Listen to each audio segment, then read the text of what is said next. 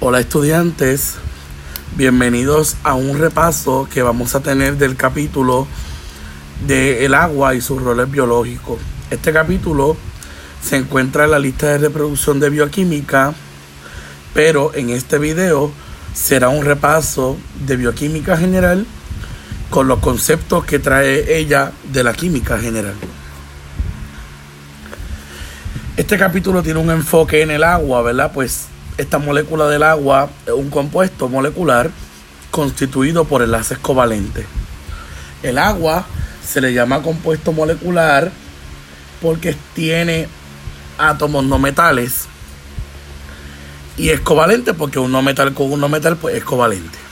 También es una molécula porque tengo elementos de la misma identidad que son los hidrógenos.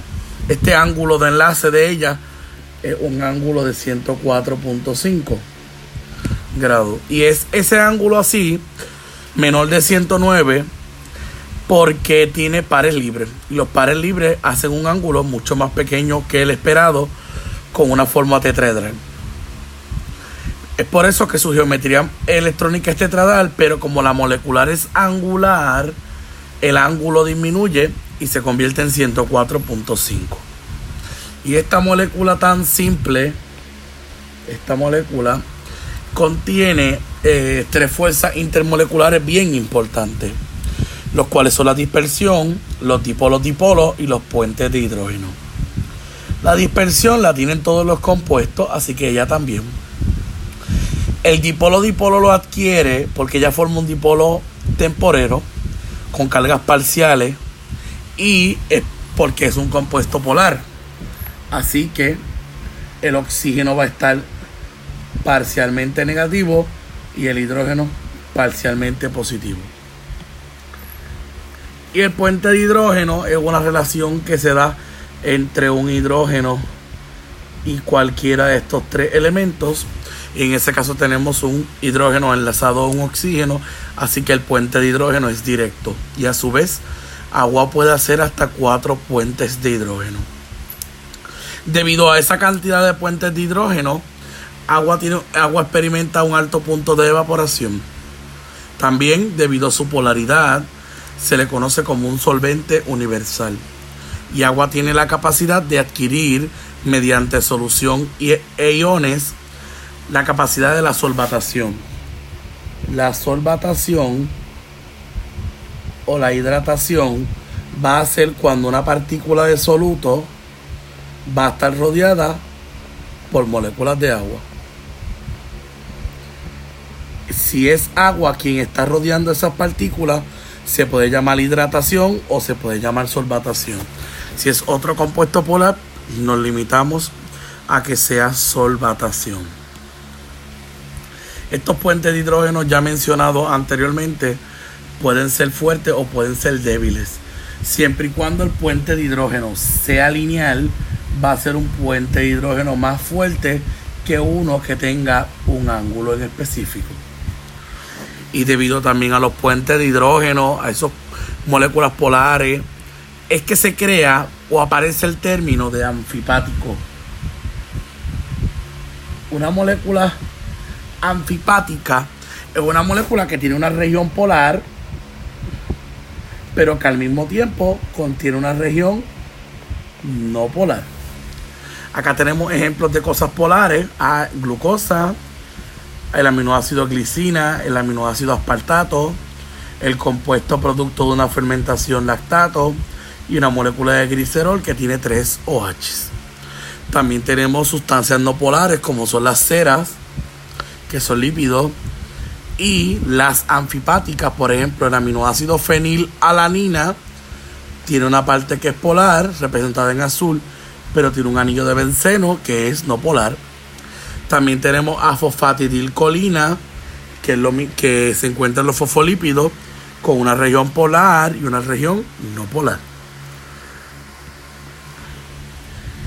Dentro del repaso de química general debemos aclarar conceptos que comprenden el tema de las propiedades coligativas. Y es que las 4 propiedades coligativas que existen son las de presión en la presión de vapor, o el cambio en presión de vapor, También tenemos el aumento en el punto de ebullición, B, de presión en el punto de congelación, TF, y la presión osmótica, que es la que nos va a interesar, que tiene una fórmula básica de presión osmótica que se representa por el pi igual al factor de Van Hoff multiplicado por la molaridad, por la constante de los gases y por la temperatura. La M grande siempre va a ser molaridad, la R siempre va a ser la de los gases y la temperatura siempre va a estar en Kelvin. A su vez, la presión osmótica se mide en atmósferas. Y estas propiedades coligativas todas dependen de la I, así que dependen únicamente del número de partículas de soluto en una determinada cantidad de agua. O sea que no depende de las propiedades químicas ni de la identidad de quién sea. Lo único que va a depender es cuántas partículas hayan en solución. Y eso es bien importante. También esta presión osmótica trae consigo el concepto de la osmosis. Y la osmosis es el paso selectivo de agua, en este caso específico, no es cualquier solvente, sino que agua. Y esa agua pasa a través de una membrana porosa, de un área donde están bien diluidas, donde hay mucha agua, a un área donde hay más soluto que agua. Las membranas semipermeables, por ejemplo, que son las que determinan qué pasa y qué no pasa, pues también afecta el paso del agua. Y la presión osmótica, que ya vimos que es el pi, es la presión requerida para detener ese flujo de agua, o sea, para detener la osmosis. Ahora vamos a practicar el calcular el factor de Van Hoff. Recuerden que acabamos de ver el factor de Van Hoff en la ecuación de la presión osmótica, y ese factor de Van Hoff es el número de partículas, que es lo único de lo que dependen las propiedades coligativas. Así que si es un compuesto molecular, la I siempre va a ser 1. Pero si es un compuesto iónico, o sea, donde hay un positivo y un negativo, o donde hay un metal y un no metal, pues esa I varía. Acá en glucosa, pues glucosa es un compuesto molecular, porque carbono es no metal, hidrógeno es no metal y oxígeno es no metal. Así que la I es 1. Hidrógeno es negativo, es un no metal. El ion de fosfato también es negativo, así que negativo con negativo son no metales, es un compuesto molecular, así que la I también es 1. Pero acá tenemos al calcio, que es positivo, y tenemos al fosfato, que es negativo, así que esto es un compuesto iónico. Pues sumamos 3 calcios más 2 fosfatos. Esto da 5 iones. Y NaCl, pues se forma un Na más un Cl. Esto igual 2 iones. O sea que la I es 5 y aquí la I es 2. Ahora vamos a practicar unos problemas de presión osmótica. Recuerden que la fórmula, esta que está aquí, donde la R es 0.08206. Acá el primer problema nos dice que tenemos una solución 2.9 molar de NaCl a 25 grados Celsius. Pues entonces vamos a sustituir la fórmula de presión osmótica, porque nos mandan a calcular la presión. La I para NaCl es 2. La R es 0.08206. La temperatura no puede estar en Celsius, tiene que estar en Kelvin. Así que será 25 más 298. Y la molaridad ya está dada, que es 2.9 molar. Recuerden que esa temperatura tiene que estar en Kelvin, pero eso se debe a las unidades de la constante de los gases. Si la constante de los gases dijera otra cosa, pues entonces nos dejamos llevar de lo que diga esas unidades y lo hacemos nosotros. Así que cuando multiplicamos todos esos datos, nos da 141.8 ATM. Las unidades son ATM. Nuevamente, eso se debe, ¿verdad?, a a las unidades de la R. Y acá hay un error, porque para convertirlo en Celsius hay que sumarle 273. Pero sigue dando lo mismo. En el segundo problema me dicen que hay un no electrolito. Eso significa que los no electrolitos tienen una I de 1, porque son compuestos moleculares. NaCl, que está acá arriba, se le llama electrolito. Eso significa que la I es diferente de 1. Pues vamos a despejar esta fórmula para temperatura, porque eso es lo que nos piden. Si teníamos que pi es igual a I mRT, pues vamos a dividir entre I mR y mR. Me queda que la temperatura es igual a la presión osmótica sobre I mR. Pues a la hora de sustituir la presión osmótica, yo la tengo, son 12 atm. La I es 1, la R 0.08206, pero la concentración me la dieron en milimolar y yo no puedo tener esa concentración en milimolar. Así que antes de poder sustituirla acá abajo, hay que cambiarla a molar. 0.15 milimolar. En un milimolar hay 1 por 10 a la menos 3 molar. Eso hay que hacerlo nuevamente. Se recalca por las unidades de la R, porque la R amerita que la concentración esté en molar. Así que será 0.00015 molar. Una vez tenemos esa fórmula despejada y sustituida, simplemente lo que hay que hacer sería, el 1 no hace falta allá abajo, pero se escribe de igual forma para que no se confundan. Pues lo que se hace es resolver.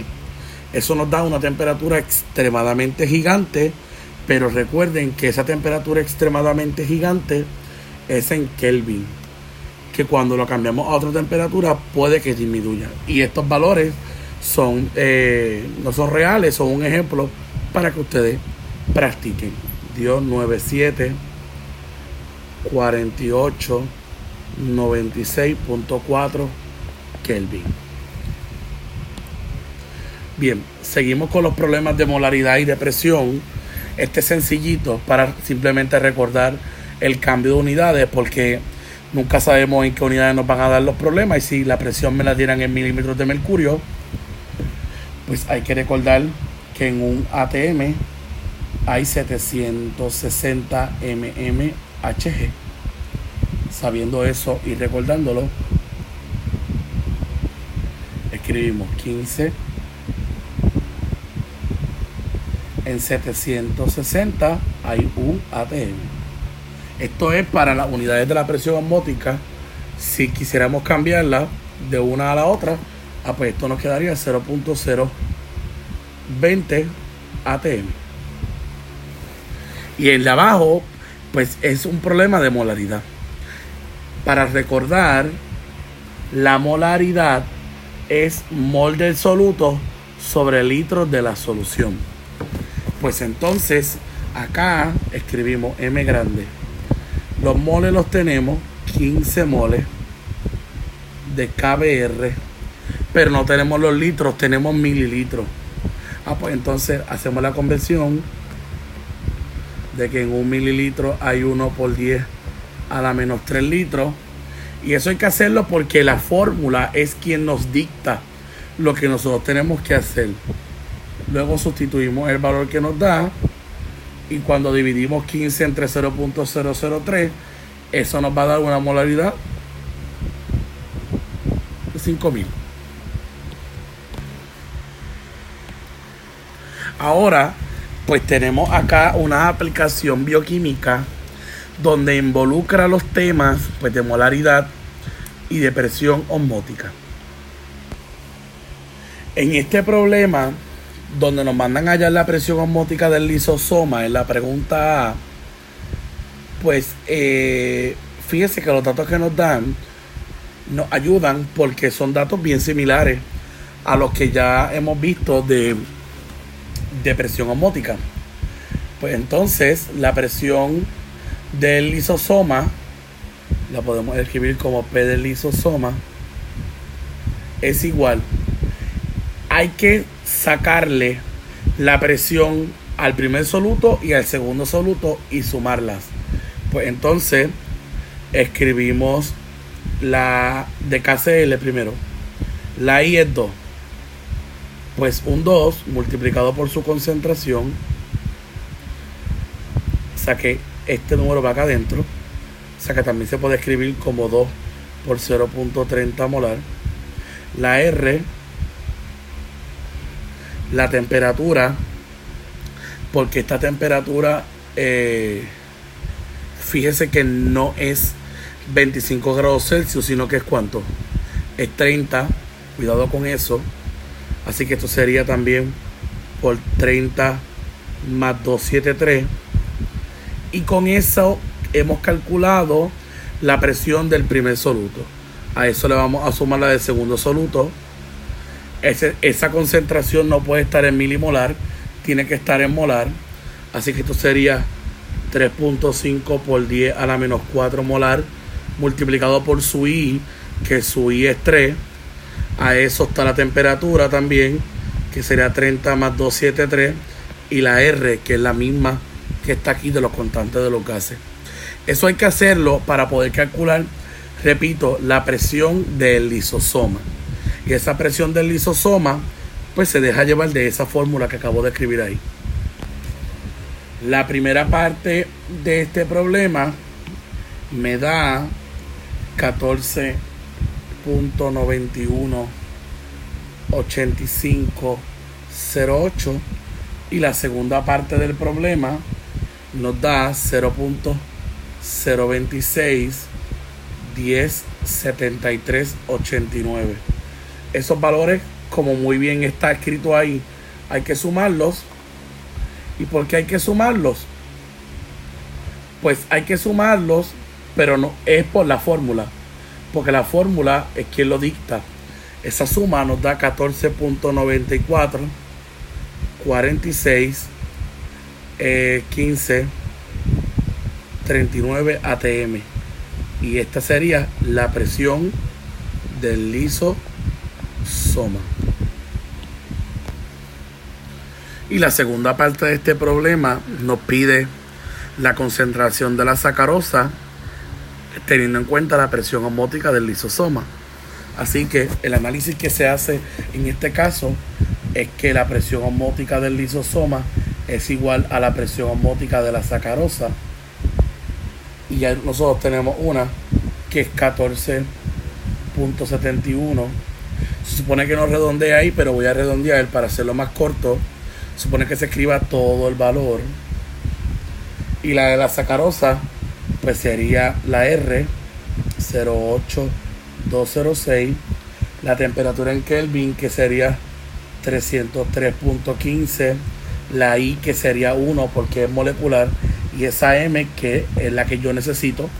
Así que despejamos por esta RTI, por esta RTI. Esto cancela con esto con esto, y la de 1 con 1. Así que esa molaridad que me queda sería 0.59 mol sobre litro. Perdonen, aquí arriba no es 71. La de arriba, mirando el pasado, es 14.94. Entonces cuando dividimos 14.94, ¿verdad? Por la R y por la T, nos da 0.6006. Así que esa molaridad ya la tengo en mol sobre litro. Pues el último paso que quedaría sería cambiar esos moles sobre litro a kilogramos sobre litro, y para eso es que le damos la masa molar. Ahora vamos a continuar el repaso, pero en este caso le va a tocar a los ácidos y a las bases.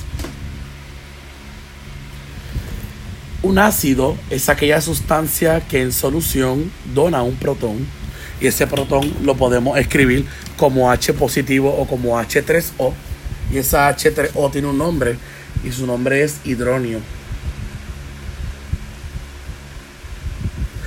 Entonces los ácidos pues bajan el pH porque la concentración de hidronio aumenta. Por el contrario, una base es aquella que en solución acepta estos protones y produce OH, que su nombre es hidróxido. A su vez, una sustancia que se comporta como ácido o como base es anfotérica. Y el ejemplo básico es agua, porque agua puede aceptar un protón y también puede donar un protón. Agua es un ácido o una base débil, pero los ácidos fuertes y las bases fuertes se disocian completamente y no llevan a cabo un equilibrio químico. Sin embargo, las sustancias débiles sí llevan a cabo equilibrio en forma de las tablas de ICE porque no se disocian completamente. Acá tenemos una lista de los ácidos y de las bases fuertes, y dependiendo del ejercicio, si hay una sustancia fuerte se trabaja de una forma y si hay una sustancia débil se trabaja de otra forma. La concentración de un ácido fuerte es igual a la de hidronio. Eso siempre es así. La concentración de una base fuerte es igual a la de hidróxido. En este caso, vamos a ver ya mismo un ejemplo donde no siempre es así. Vamos a este primero. El ácido perclórico, o HClO4, tiene una concentración molar de 0.8. En solución acuosa, la concentración de hidronio será, pues como ya vimos en la teoría, que si es un ácido fuerte, pues sus concentraciones son las mismas. Así que la concentración de HClO4 va a ser igual a la concentración de hidronio. En este caso, 0.8 molar va a ser igual a 0.8 molar. Y eso es debido a esto de acá. Este otro, el hidróxido de sodio, NaOH, base fuerte, tiene una concentración molar de 0.35. En solución acuosa, la concentración de hidróxido será, pues fíjense que aquí hay más que un OH. Pues cuando esté el caso de que haya más que uno, pues entonces la concentración del NaOH va a ser igual a la de OH negativo. Así que el 0.35 molar es igual al 0.35 molar. Para calcular el pH de HCl, ácido fuerte, se le encontró el menor logaritmo a este valor. Eso significa que, pues debemos recordar algo. Recordar pH es igual al menos logaritmo de la concentración de hidronio. Y si el problema dice que para calcular el pH se le encontró el menor logaritmo a este valor, pues es ese valor el que se encuentra acá adentro. Así que 0.3336 molar representa la concentración de H positivo. Y eso era cierto porque esto es un ácido fuerte. Acá tenemos otro problema que dice: la concentración de hidróxido para NaOH es 0.8 molar, para BaOH2 es 0.8 molar y para HBr es 0.8 molar. Estas tres sustancias de acá arriba están en la lista de las sustancias fuertes. Pero será la misma para todos la de OH, porque aquí dice hidróxido. Pues NaOH, primer análisis, tiene más que uno. Pues si tiene más que uno, eso significa que el 0.8 molar también le corresponde al OH. HBr. HBr es un ácido, cuidado. Esa concentración que está ahí del ácido es la que le corresponde al ion de hidronio, pero no necesariamente va a ser al de OH. Y por último, BaOH2. Aquí es que está el caso diferente que dije que íbamos a hablar ya mismo, porque aquí no hay uno, aquí hay dos. Pues entonces, para calcular la concentración de OH, sería la que me dan 0.8 molar, y eso lo vamos a multiplicar por 2, ese 2 que está ahí. Acá tenemos otra práctica, ¿verdad? Y otro repaso donde dice que cuando un ácido pierde su protón, él se convierte en su base conjugada. Y cuando una base acepta ese protón, se convierte en un ácido conjugado. Un par ácido-base conjugado siempre tendrá una diferencia de un protón. Y acá tenemos un ejemplo de agua con agua. Esta es la autoionización de agua. Este ácido pierde el protón. Pues como pierde el protón, se convierte en su base conjugada. Pero esta base acepta un protón, pues ella se convierte en su ácido conjugado. Y acá tenemos ejercicios para calcular o para hallar, mejor dicho, el ácido conjugado y la base. Halla el ácido conjugado. Quiere decir que todas estas sustancias que están aquí están actuando como base. Vamos a la primera. Pues HCl es un ácido fuerte, así que no puede comportarse como base. HCO4 positivo, HCO4 negativo, puede abstraer un protón, ¿verdad? Pues se convertiría en H2SO4. HCO3 negativo puede abstraer un protón y convertirse en H2SO3, porque las bases ganan un protón. Por otro lado, si quiero la base conjugada, esto se está comportando como ácido, así que tiene que tener un protón. Así que este no puede, porque no tiene protón para liberarlo, pero este sí, y se convertiría en eso. Ahora, ¿por qué el ion de CO3 2 negativo tiene un ácido conjugado, pero no su base conjugada? Pues el ion está cargado negativo, así que puede comportarse como base y abstraer un protón y se convertiría en su ácido conjugado. Pero no se puede comportar como ácido porque no tiene protones. Pues entonces no puede convertirse en su base conjugada porque no tiene ningún protón para liberar. Hablando de sustancias débiles ahora, pues dice que las sustancias débiles llevan a cabo equilibrio, excepto las líquidas y las sólidas. El equilibrio puede ser homogéneo o heterogéneo. El equilibrio homogéneo significa que todas las sustancias están en el mismo estado de la materia. Y el equilibrio heterogéneo significa que puede haber algo sólido o puede haber algo líquido. O sea, que no todo está en el mismo estado de la materia. Y los sólidos ni los líquidos van en la expresión del Kc. Por eso es que esta expresión se representa de esta forma. En las sustancias débiles, si hablamos de los ácidos, pues yo puedo medir cuán ácidos son con el Ka o el pKa. Y si son bases, pues con el Kb o el pKb. Y siempre que nos dé un ácido débil, lo podemos expresar de la siguiente forma, que la tenemos acá abajo. HA significa ácido débil. Lo ponemos a reaccionar con agua y forma la base conjugada y el ácido conjugado. Al igual, las bases se representan de esta forma que están. Siempre y cuando estemos hablando de sustancias débiles. Estas son las reacciones que deben escribir en la tabla de ICE, cuidando que los líquidos nunca van en la expresión. Antes de entrar a los ejercicios, vamos a hablar de los buffers. Un amortiguador son compuestos débiles, esto es bien importante, son débiles, con su conjugado en forma de sal. Cálculos con sustancias amortiguadoras usan la fórmula de Henderson-Hasselbalch. Un buffer resiste o tiene la habilidad para resistir cambios en pH cuando se añaden pequeñas cantidades de un ácido o de una base.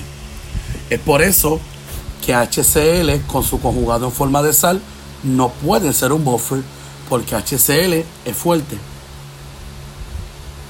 Sin embargo, HCN, como es débil y tengo su conjugado en forma de sal, sí pueden ser un amortiguador. En el video de este mismo video, pero en la parte 2, vamos a tener ejercicios matemáticos para practicar del repaso del agua.